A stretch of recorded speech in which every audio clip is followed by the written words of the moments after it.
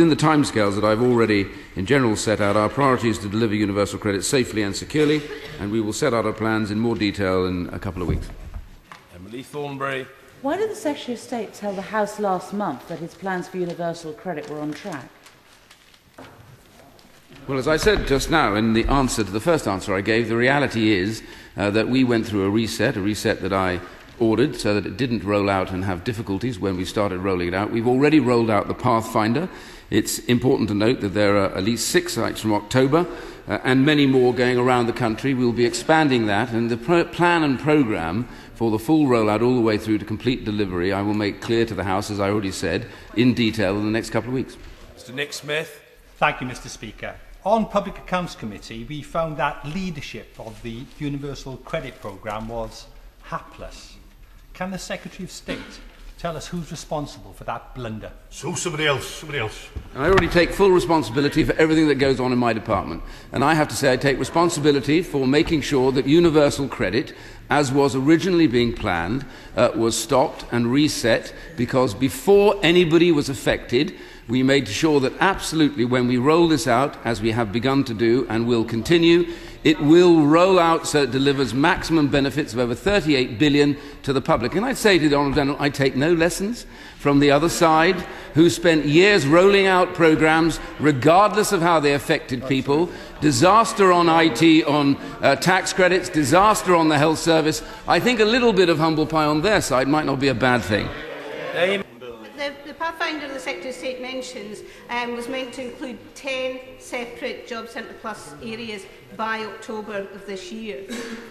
But only one came online extra to the ones that were already in place. So there's been a further slowing down of the rollout of universal credit. So when is universal credit, and indeed, Mr. Speaker, these ones who are being assessed are the very, very, very simplest of cases. So when are we going to see the department actually deliver on its original timetable, far less on any speeded up timetable?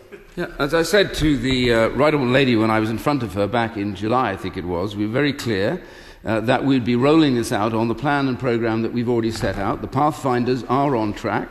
Those before Christmas and those after Christmas are on track, yes they are. And I will say to her that more than that, it's not just the Pathfinder centres. We already have a huge amount of change. We're putting out 6,000 new computers into the job centres to be ready for universal credit, and we're also training 25,000 job centre staff to ensure they're ready for the delivery of universal credit, and we are on track to make sure that universal credit, the next bit that follows, can use those Pathfinders to deliver a universal credit that works, unlike so many of the programmes the last government used. Chris Bryant. Dear. Look, no, it doesn't. I tell you what it does say here. It says precisely in the government's own timetable, October 2013, all new claims for out-of-work support are treated as claims to universal credit. That hasn't happened, has it? It hasn't happened, has it? He's not on time. He's not on budget. It looks as if he's going to lose £140 million. The first step to recovery is owning up that you're sick. You're not on time. You're not on budget, are you? I'm always on time. Let's hear from the Secretary of State. Mr. Speaker, can I say not only are you on time, but you are always on budget. Let me just say to the honourable gentleman, a lot of sound and fury signifying absolutely nothing. The reality is, as I said earlier on, quite categorically and publicly, the reason why that report was able to be written was because of the actions that I took over a year ago to ensure that universal credit will roll out and deliver exactly as it was said to do.